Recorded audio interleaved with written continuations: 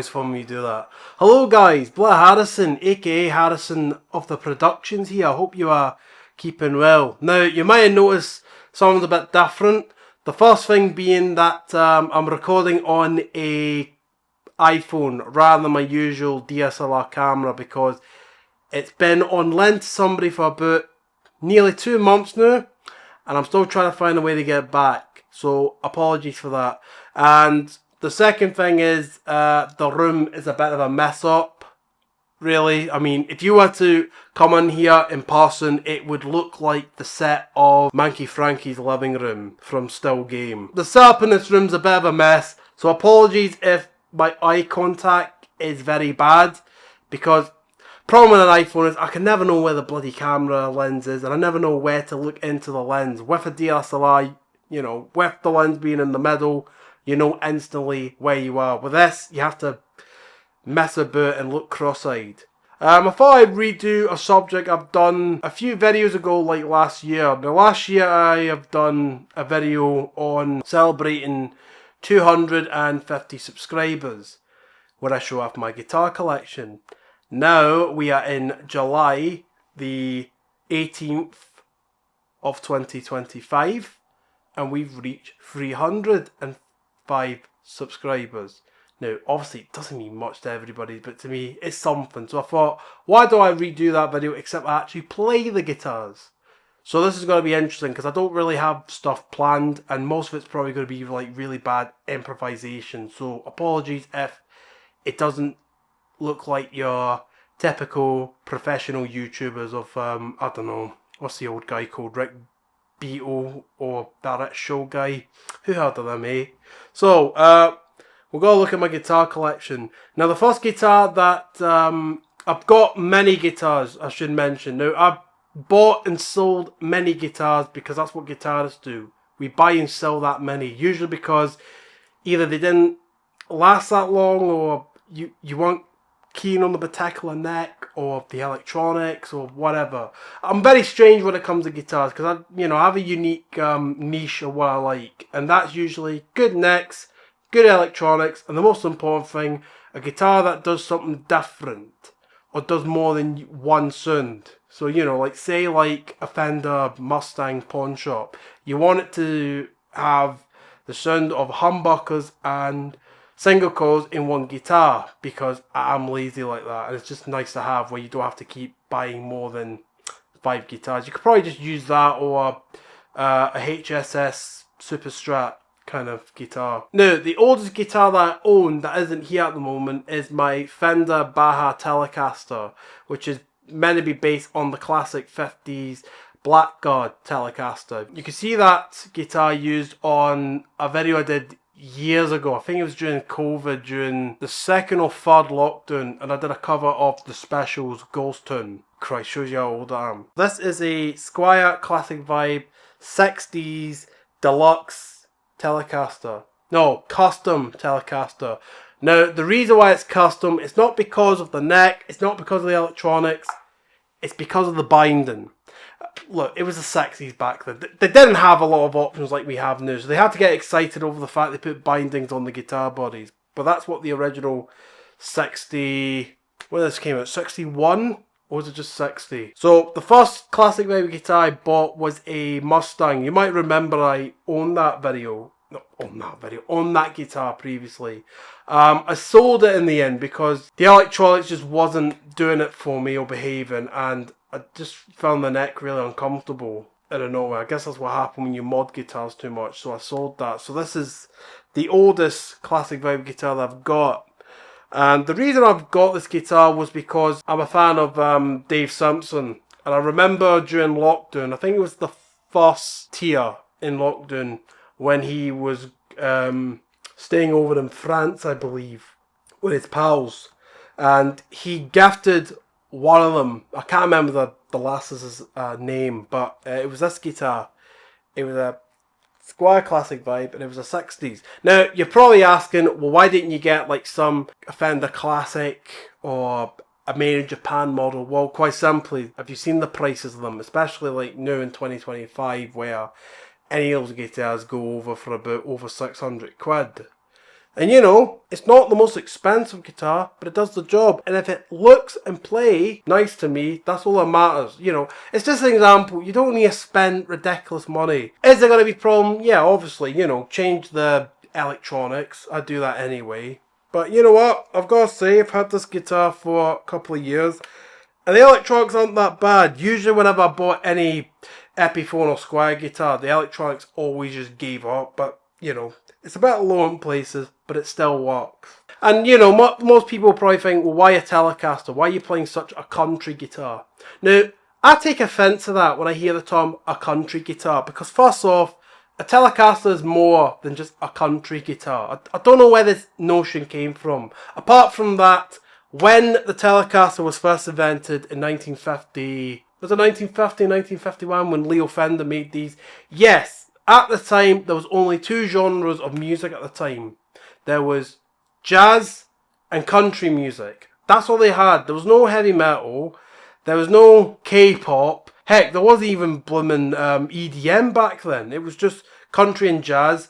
That's all you had. And of course, the reason why the Telecasters were popular because a lot of country guitarists just loved them because they were easy to transport. They weren't heavy like the Gibson hollow body guitars because at the time that was what the electric guitars were. The big hollow bodies, very uncomfortable and had P90s. Whereas Leo made a cheap, accessible guitar with single coils that you could do much more with. And there's a reason why a lot of them just favour this guitar. But obviously when I got my Fender Baja Telecaster, the guitar players I was inspired by when I bought it weren't even country. They were Andy Summers from The Police, Graham Coxon of Blur, Sid Barrett of Pink Floyd, although his guitar was actually an Esquire. The big man himself, Mr. Sir Keith Richard, of course, he has a Telecaster.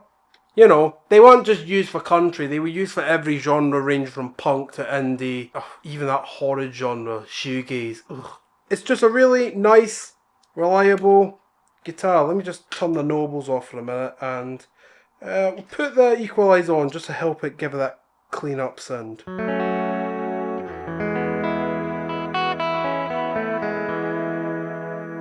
Turn the reverb off.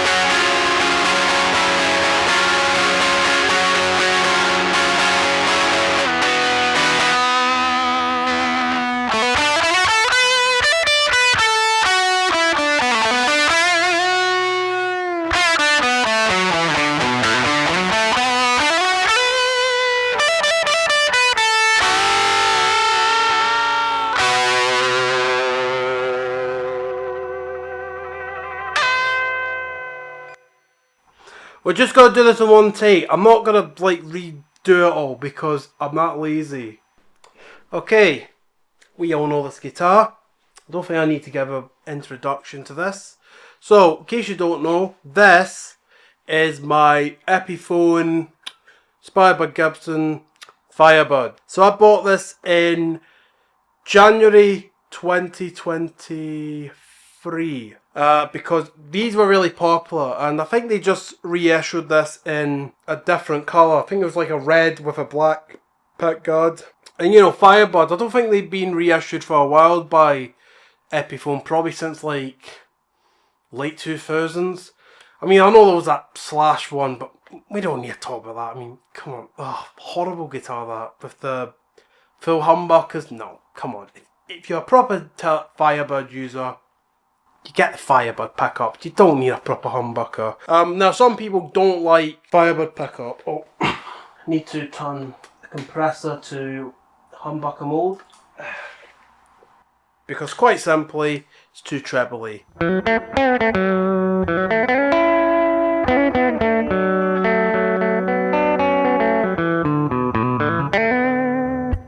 You know, which is, I don't have a problem with it. But then maybe that's just because of the music. When I formed Fading Lights, I had used a bunch of guitars, but really there was only one guitar with pickups that I really loved and got the sound top tier. And I had owned a St. Vincent Sterling by Music Man signature model. Actually, it's the other way around, but you know what I'm talking about. And I fell in love with that guitar because of the Firebird pickups. Now, I made the mistake like everyone else would call them mini humbuckers. They're not.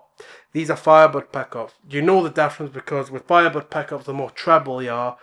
A mini humbucker is just a mini humbucker, which is like a cross between bass and treble. This is really treble, so you have to really have the tone about like 2 or 3 o'clock. But I've got this on both tones on the Riverman bridge on 5. And I should mention that the pickups are different. They're not the originals. When I first changed them, the bridge pickup was the Monty's Firebird. And the bridge was originally a Seymour Duncan Antiquity 2 pickup originally. But after about 4 months, I didn't like the Seymour Duncan anymore. It was just too bass heavy. And, you know, whenever I tried... Because at the time, I didn't use the GE7 in the way I use it now. I think I used it as a different thing. I don't know what I was doing. But whenever, at the time, I was using an overdrive to act as a clean boost, it just wouldn't behave. So I decided, right, let's get another Monty's Firebird. And the moment I got it in, I knew that it was the one. And, you know, it's a great guitar. I mean, I know the shape's a bit awkward, and it does take a wee bit of getting used to, but I remember at the time when I first played it, it just felt really comfortable, and it was the sound I was looking for. Because in Scotland, I've seen a bunch of bands, a lot of guitar players will use anything. From Fenders in, you got Telecasters, Stratocasters, Jazzmasters, Jaguars, Mustangs, and then the Gibson Epiphone range, Les Pauls, SGs, Flying Vs, Explorers, and a hollow body guitar, but never a Firebird. No one ever used a Firebird. So I took the chance when I first heard, when I saw Phil Manzanera play one with Roxy Music live at their 50th anniversary tour, and I decided I want a Firebird because it's such a great looking guitar to play on stage, you know. Let's play a Fading Lights number.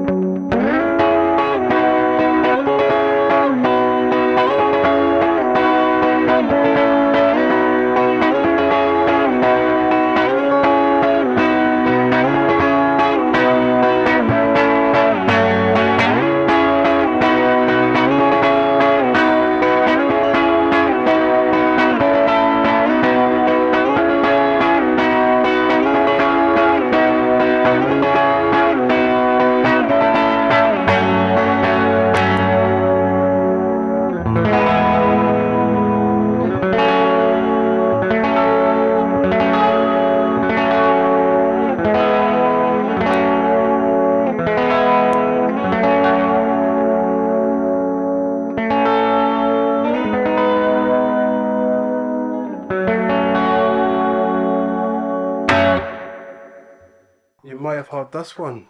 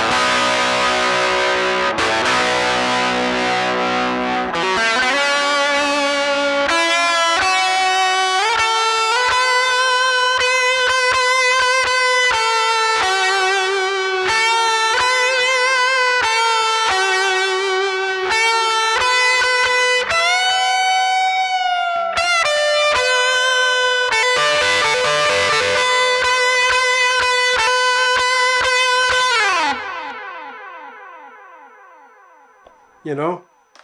Lovely sound. Lovely.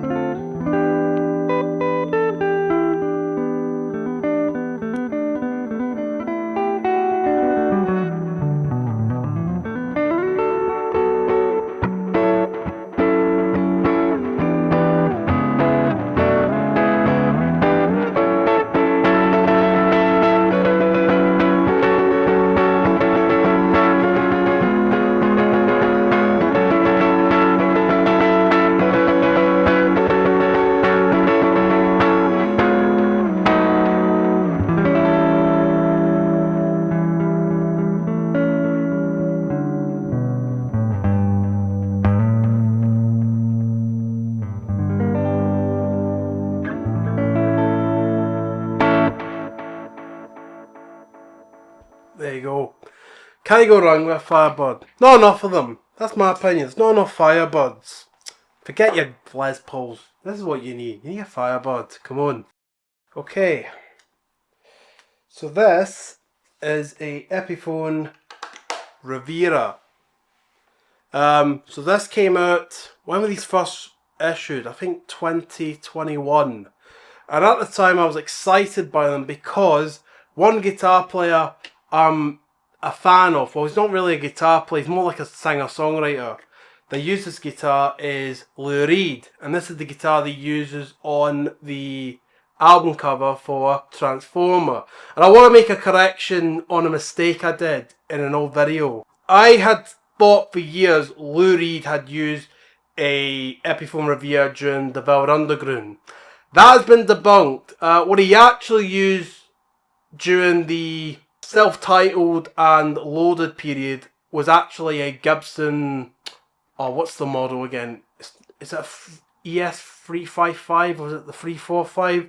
Because he and Sterling Morrison both had them.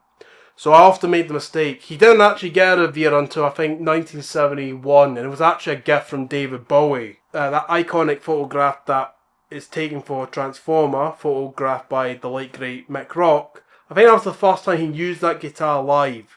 And I think it was a gig in London. Don't know the story, but there you go.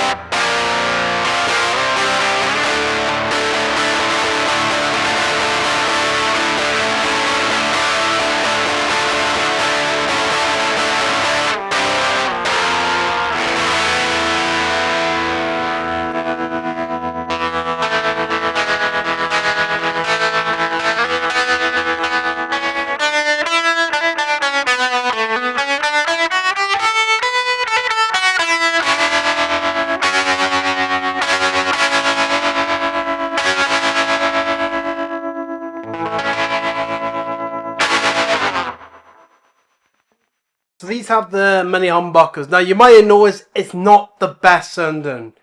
And recently I just got Monty's mini humbuckers, which I'm definitely going to plan on replacing because I find these very buddy and not really powerful. And I have changed like the parts, but it's just not cutting it. So I'm going to see how that sounds. That will be a video to see very soon.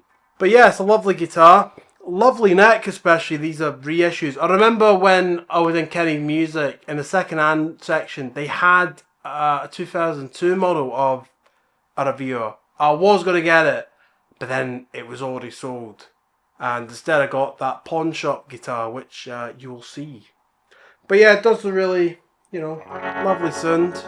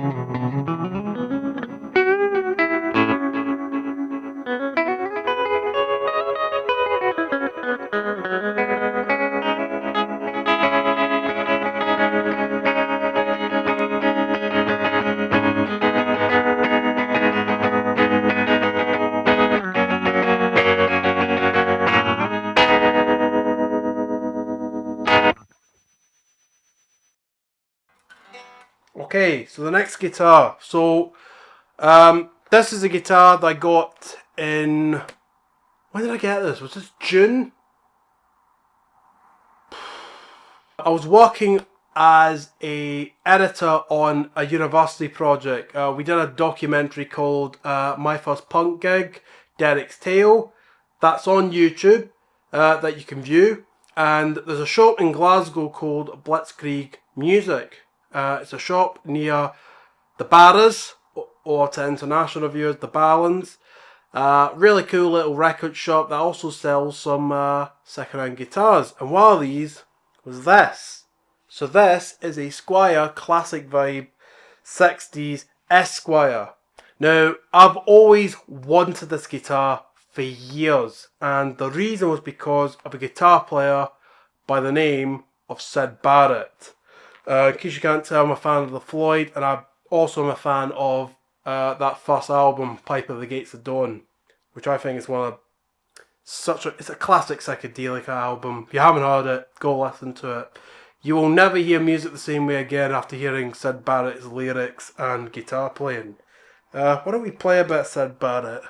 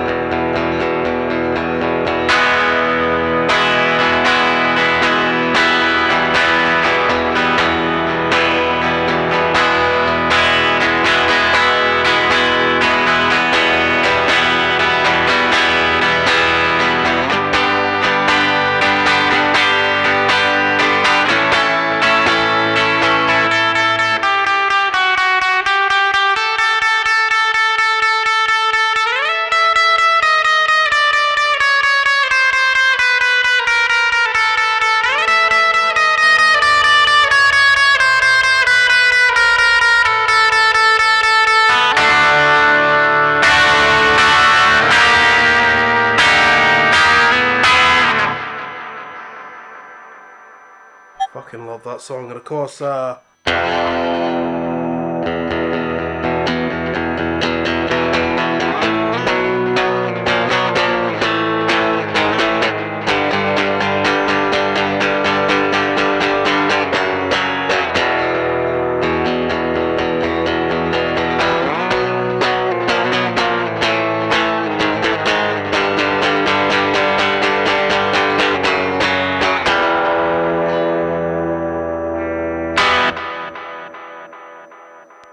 There you go. That's the only reason you need an Esquire, to play Sid Barrett. But it is a really useful guitar. I wouldn't say. I mean, you can use it for rhythm, because I have seen John Power from when he just formed Cast. He is seen using this playing chords on Walk Away. That's the song. But some guitar players I didn't know had Esquires. Bruce Springsteen, his famous Telecaster, is actually an Esquire that was modded in the studio. Steve Cropper, his was originally the guitar he used on the famous Stax recording, like Green Onions. It was actually an Esquire that was converted into a Telecaster, which is interesting. So it does have its unique tones, and especially when you get to the third switch, which gives it that kind of higher sound. And you can use it for unique lead, because let me just turn that down to number 2. Let's turn that off for a minute, actually.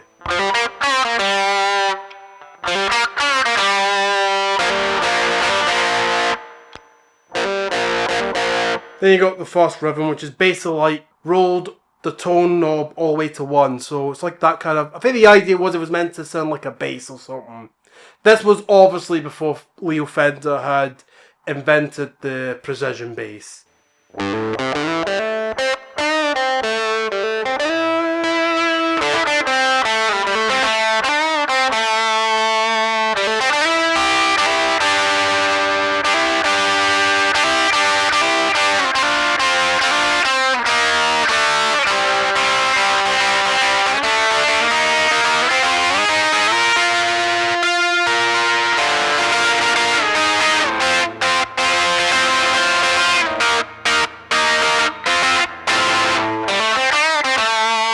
Oh, and I just remembered, Paul McCartney actually has an Esquire that actually looks like this. And I think this is the guitar he used a lot on Sgt. Pepper. I think it's on the solo of Sgt. Pepper's Lonely Hearts Club Band. And I think he also used it. Did he use it on Maybe I'm a Maze?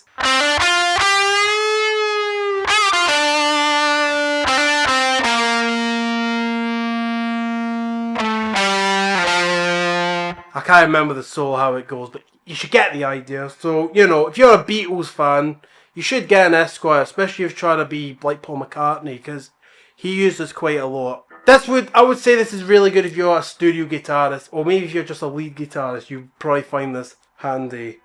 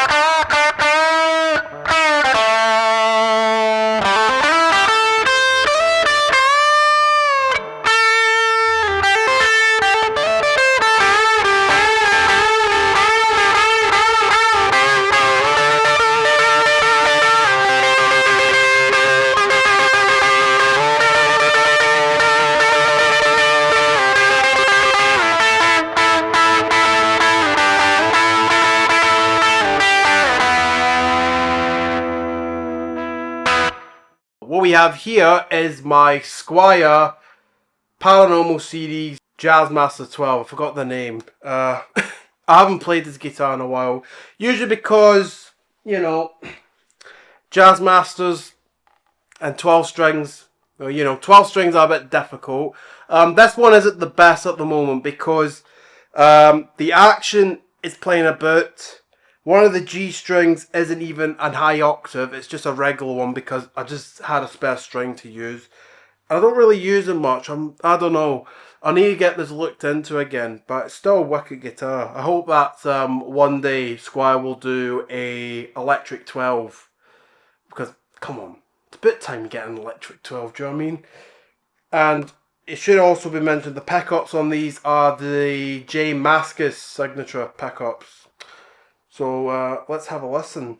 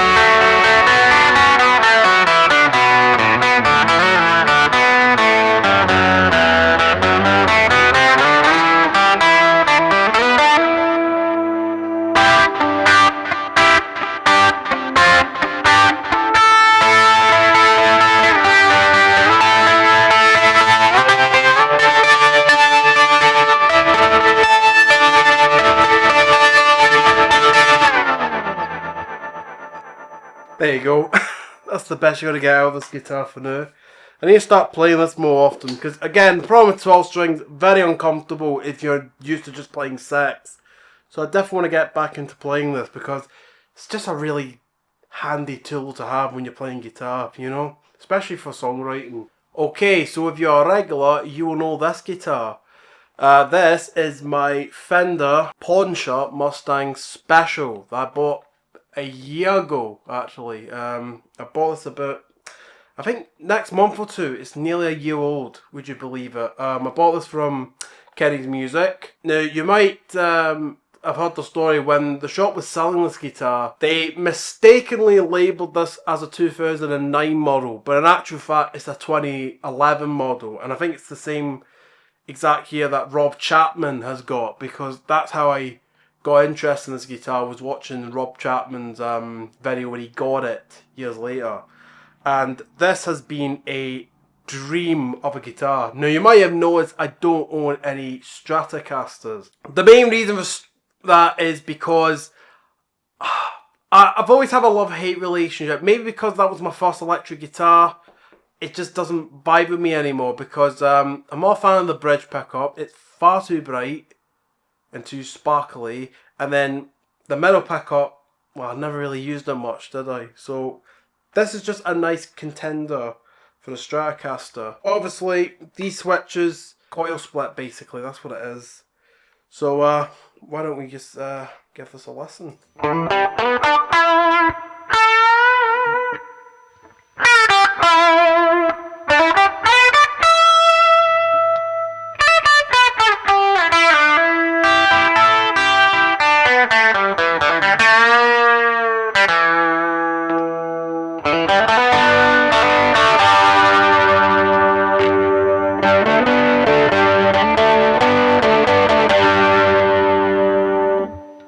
And then what I sometimes like to do is have the neck pickup is split into the coil, so you get a unique sound. I know, like, for example, on some Telecasters they'll have the humbucker in the neck and obviously keep the bridge pickup as a single coil, but I like to be different, because why not?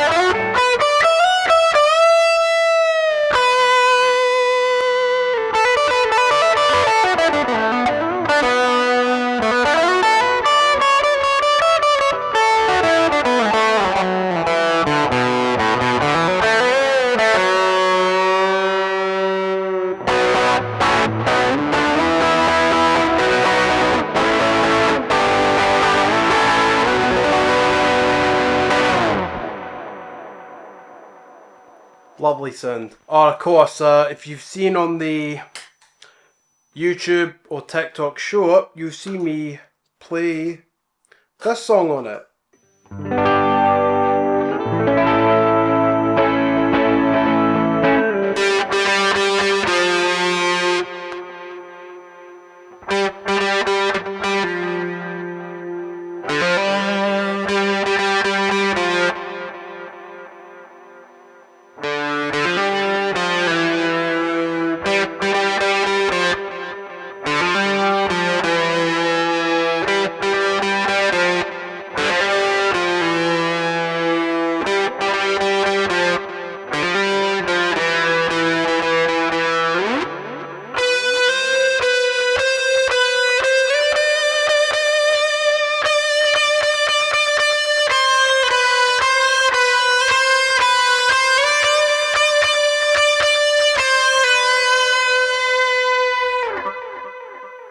There you go.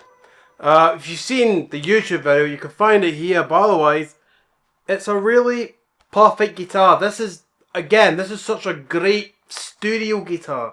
And even live, again, this is secondhand. The previous owner had really played it much because I use Scala strap locks because that's the only thing the previous owner had kept on and not the original strap locks, you know, the regular ones you would get. So it's really used. And again, the great thing about Mustangs, they're really small and you can disassemble them and, I don't know, put in a suitcase or a backpack and tour the world with it. Unlike, say, a Gibson guitar where you need to take a big bastard flight case and then the staff members just don't give a fuck and just kick it a bit like a football, you know? Or the only thing I don't like, it doesn't have the bit where you'd get an Allen key to truss rod. It doesn't have the truss rod up here. You have to unscrew and assemble the truss rod down here, which is really annoying. This guitar took me a bit of a while to get the action and everything comfortable till I got it exactly how I played it or how I want it to feel. And this is also made in Japan. I might have cheated when I say you don't need an expensive guitar that's made in Japan, but sometimes you do because the Japanese models, they're beautiful. Everybody should have a Mustang in their life, whether it's this or a traditional, you know. Get a Mustang. It's the best thing on the planet. I can guarantee you. I got this one. A blue one. You might not have seen this. Actually, no, you haven't seen this because I haven't really used this often. This is more like a backup guitar, really. And it's also tuned in E flat. In case you don't know, all my guitars are tuned to E standard because, well, where else am I going to play like drop D and do like all that boring heavy metal stuff? Yeah, unless I'm playing acoustic guitar. I went for a good price. I couldn't resist because sadly these series of guitars have started becoming really expensive. I mean, stupidly expensive. Like, they're now over 900 quid, which is, no, why? Honestly, I do not understand the justice of overpricing them. I don't get it, right? I get, like, because they're rare, but come on, it's so dumb.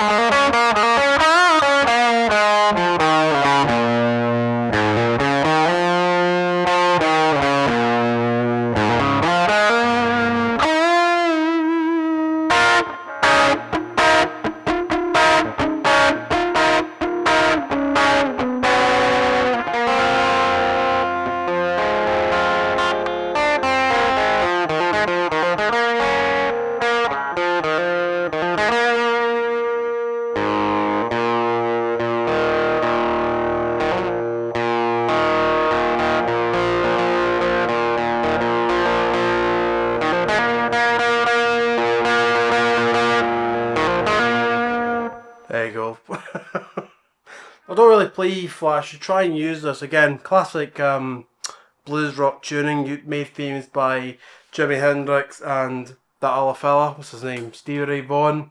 I don't know. I don't listen to him.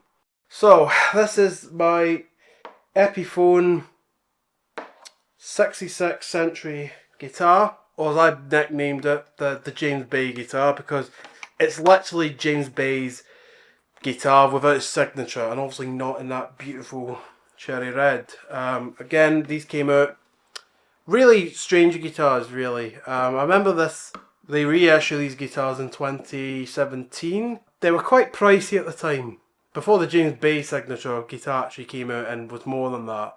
I remember I remember playing this in Guitar and not getting along because I was playing against, I can't remember, I think it was a Hugh and Hefner's or a Bad Cat amp. Basically like a really high gain amp, and this guitar does not have those kind of amps. I often see these more like, it's just more like with Fender amps because how warm they are. I moved on, but it was still on my mind until this year when someone was selling this guitar for 220 quid.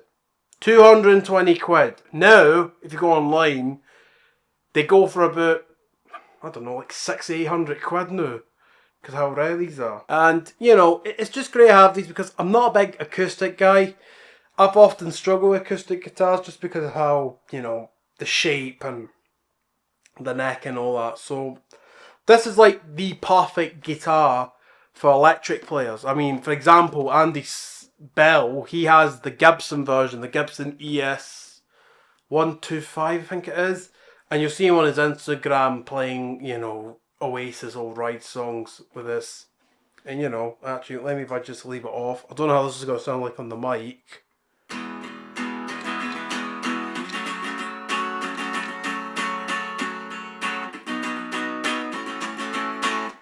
Should mention these are electric wound strings. I don't know what you're supposed to put on a guitar like this, but it works for me. I'm not kidding.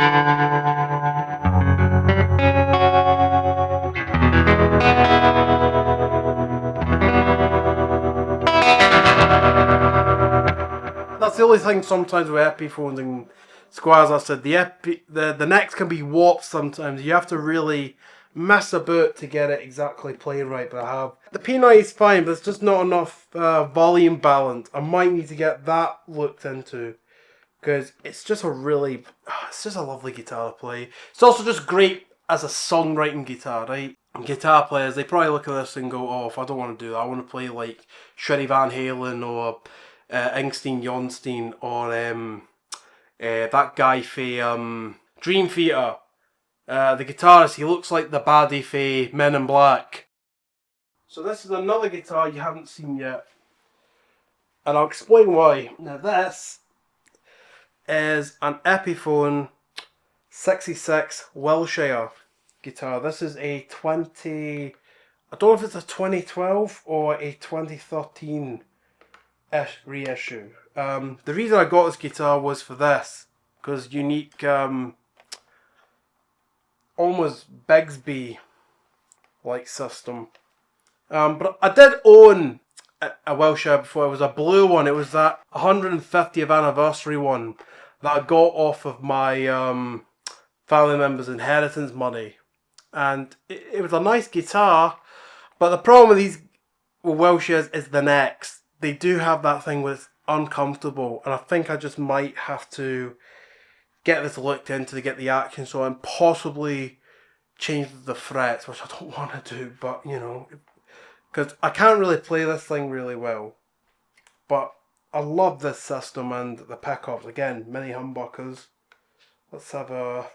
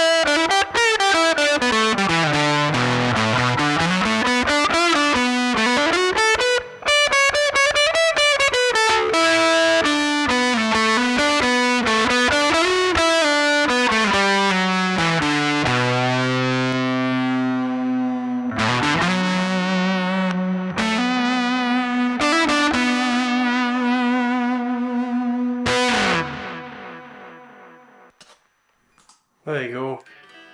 Again, it's annoying I cannot play this in fucking well, because it's a really good guitar. I first got into this guitar through watching an MC5 performance in, I think it's the Beat Club sessions, and the guitarist is Wayne Kramer, and in the Beat Club performance he's actually playing Kick Out the Jam, which in my opinion I think is actually the definitive version of that song. I know there's the version on the live album, you know, which is, it's alright, but honestly, do yourself a favour, watch the Beat Club session of Kick Out the Jam, the full, I think it's 7 minute, and it's just, honestly, it's great.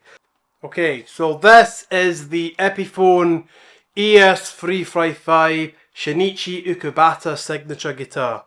Apologies to the man himself and the nation of Japan for absolutely butchering that name, because as you could tell, my Scottish tongue isn't pronounced well in the world of Japanese. but this is a fantastic guitar. This is from the Epiphone by Gibson series, the really expensive one. So this guitar sold out really well last year. They did a limited run. I think you can get this in America. You can get some here in Scotland, the rest of the UK and Europe, but you know, they do collect a few money. And I was lucky to get this because I've got this second hand on Facebook Market from a seller in Dalkeith, which is outside of Edinburgh. So you can imagine what that journey was like. And I've always found this guitar fascinating, mainly because of the YouTube videos. I think it was Guitar where they did a video on this because I was curious. And the more I heard the Veritone switch in use, I was like, I need to get this guitar. Because I had seen some reviews of this, and most of them were usually, well, blues guitarists who didn't understand how to fucking use the Veritone switch. And I would show that right now, but sadly, it's very loose, and I'm fearing in case I break it. And I'm getting this repaired on Monday at a guitar shop. It's a really fascinating switch. I will do a video on this. And it's also my first guitar with a Bigsby. I've never owned a Bigsby. My main reason was always I was fearing in case of drilling it in, because I don't like ruining guitars. I mean, you look at that Anaton's video with Bonnie Marsden, and he's showing off his 1961 or 2 Les Paul SG, which used to have a Bigsby bridge, and you can see like the drilled in holes, and you're like, oh no. No.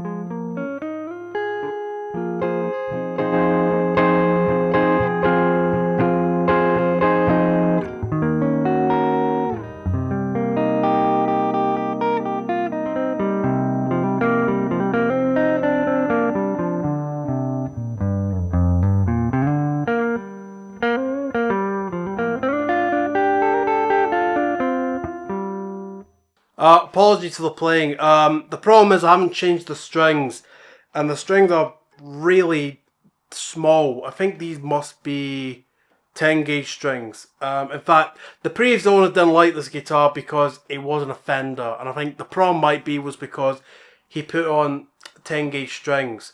Where the theory is, if you got a Fender guitar, you put 10 or to 9 gauge strings on. If you get a Gibson or Epiphone guitar, it's got to be 11s. Although on my Fender and Squire guitars, they are 11, so you know, that's just how it works. I do want to get some new strings and get 11s on this because it's a bit uncomfortable, and the neck's a wee bit chunky, but you know, and again, it's massive. I can't even sit with this. It's one of those guitars I've just got to stand up for, but you know, I'll suffer in this video for now.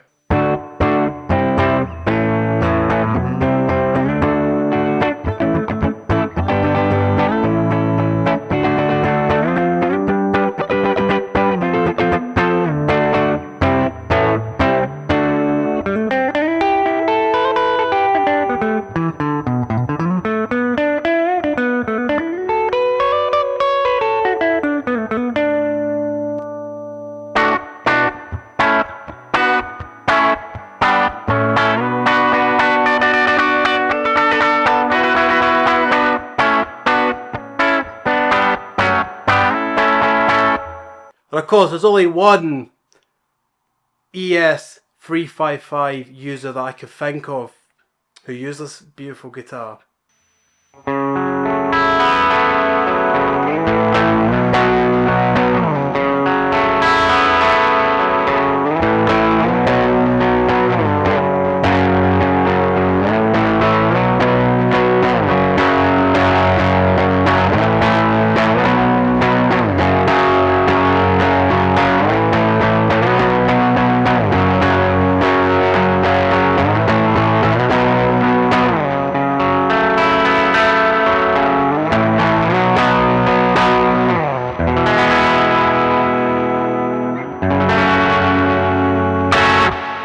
I might have butchered that up. But obviously, although I guess it looks more like Jim Archer's Trini Lopez, because as you know, with the ES 3355s, they don't have the usual F holes. It's more like this weird diamond shape.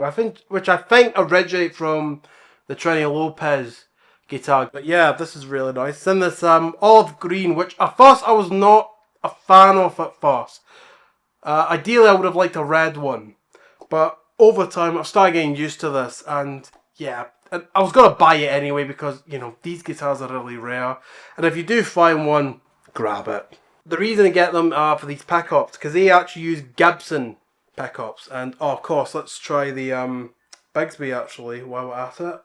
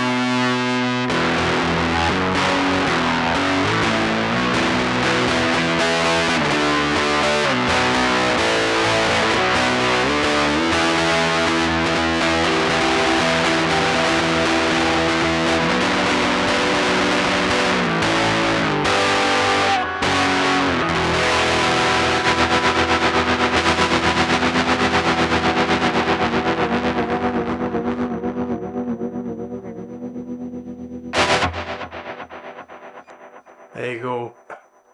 Need to get used to this guitar because it's massive. I haven't mentioned Shinichi Ukibata because I don't know. I've never heard his music.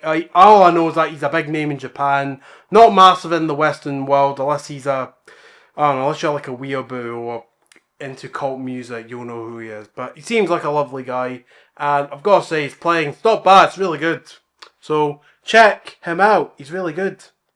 I've got a Squire Classic by Mustang bass. Now I'm playing this on a guitar amp, so it's probably going to sound like absolute garbage.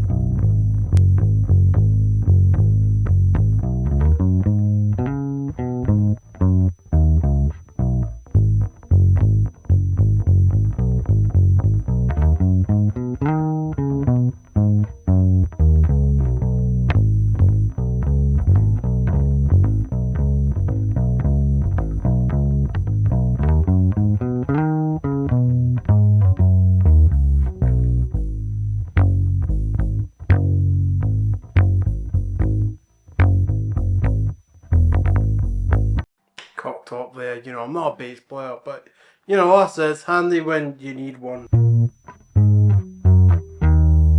I got into this guitar because of Nick Drake.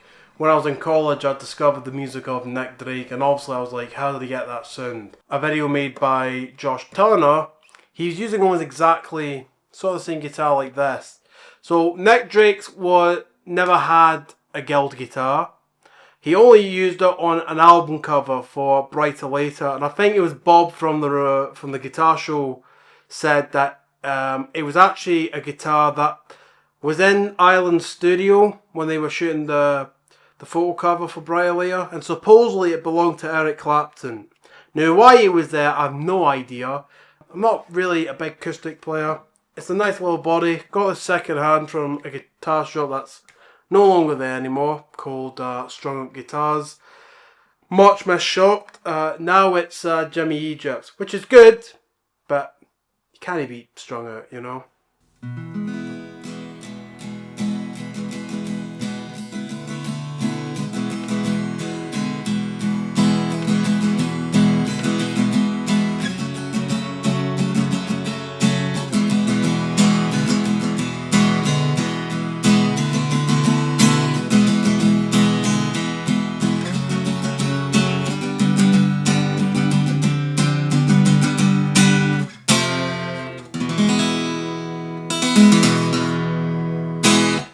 You know, there you go. Lovely little acoustic guitar. And that's the video. Very long one. Thank you very much for watching this. Apologies for the long absence. I hope to make more videos very soon. And this is actually all of my collection, because I've got a Epiphone Electa lap steel and a banjo, but I'm not very good on those instruments, so I'm not going to embarrass myself like I have with some instruments. But thank you very much for watching the video. Hope you take care, and I will see you all next time for another video, whenever be. Take care, folks.